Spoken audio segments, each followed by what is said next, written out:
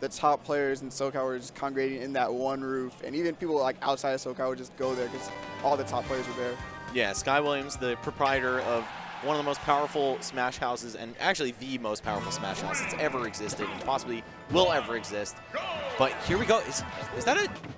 I don't want to say the wrong country. I was going to say Chilean flag. But oh, yeah, it is? Okay. This is actually HB2 from Chile. He actually had a little bit of extended stay in SoCal for a little bit, so I do recognize his Olimar.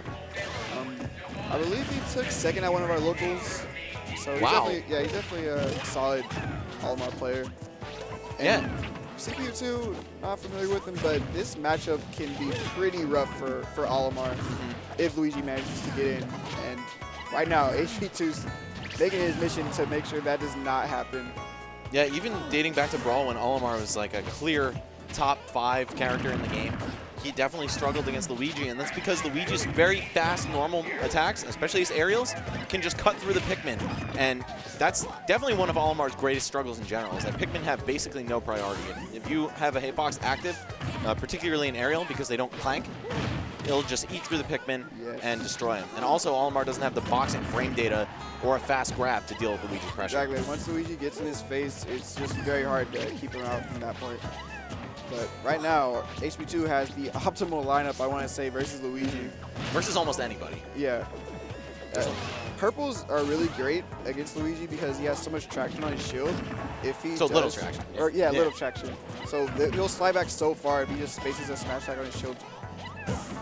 Yeah, pretty much everything is safe on block against this guy. Oh, but he can actually grab you out of the slide if you're within range. I haven't seen that too much, but great down smash there. Double purple down smash, just covering all the options. Yeah, it's you're dead or you're dead. Yeah, pretty much. Or you could have jumped and maybe still died on the way up because you are vulnerable when you're passing through the edge vertically like that. Yes. Okay, it's a down throw, no follow-up. You want to be on point with Luigi in your throw follow-ups, especially against this character. Yeah, man, it's been like a year and a half since that nerf. Come on, get with the times, CPU2. Okay, I like the S-smash spacing, just kind of commanding that entire corner of the stage there, saying, all right, you have to pick a defensive option that's very punishable if you want to avoid this.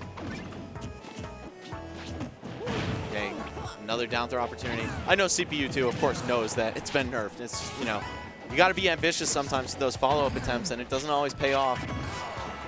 Another fantastic down smash from HB2. This guy really has a sixth sense with that move, it seems.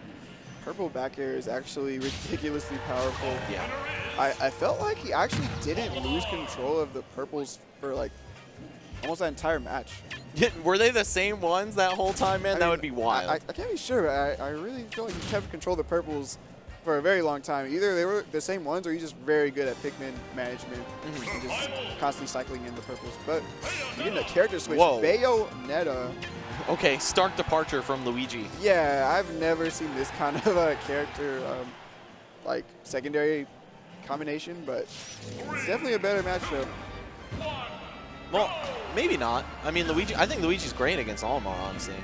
But I don't know, maybe CPU2 just has a stronger Bayonetta in general, and he was trying to go for the Luigi counter pick. Right. That's also a factor. I just felt the way he was approaching the matchup, he was struggling to get in, really, and then when he did manage to get in, he wasn't capitalizing like he should. Yeah, even dating back to Brawl, I brought Brawl up like 17 times on this cast, but I swear it's been relevant every time.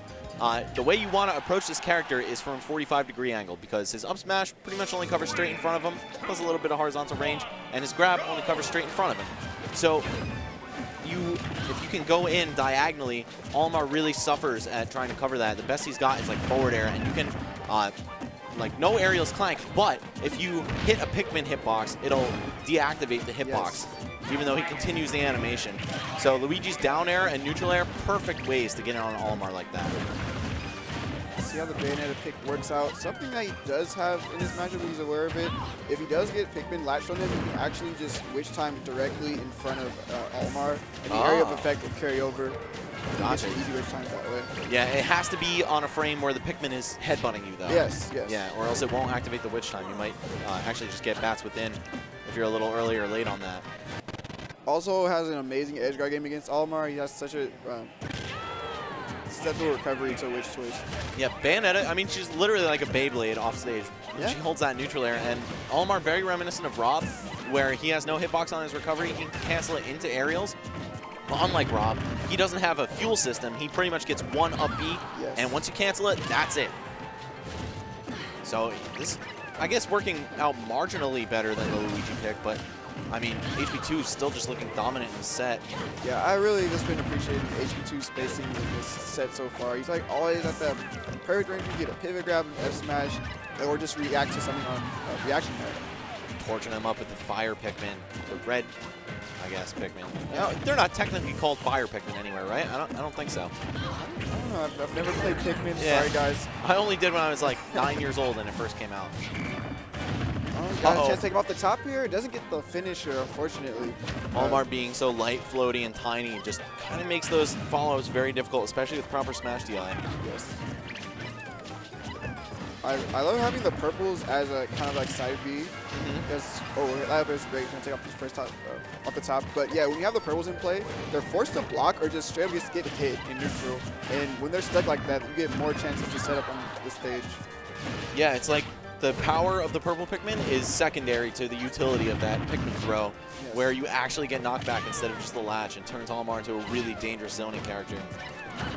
Oh, but there you see the drawback. Of course, purple Pikmin, not perfect. Yeah, very little range on that smash attack. Yep. Anyone else would have hit him there. And I guess finally a stock coming off here for CPU2. Last game was a 2-stock, right? Yeah, this is already much better than the last game for sure. Oh, and it's possibly really close to the end here. Bayonetta's very light, and he does have 2 blues in play here. Ooh. Oh, he knows. Trump, no, he failed the execution. Oh, that's something you don't want to mess up in this situation. He finally got a great wish twist. Okay, has Olimar off stage. He definitely has to commit to this edge guard at this point.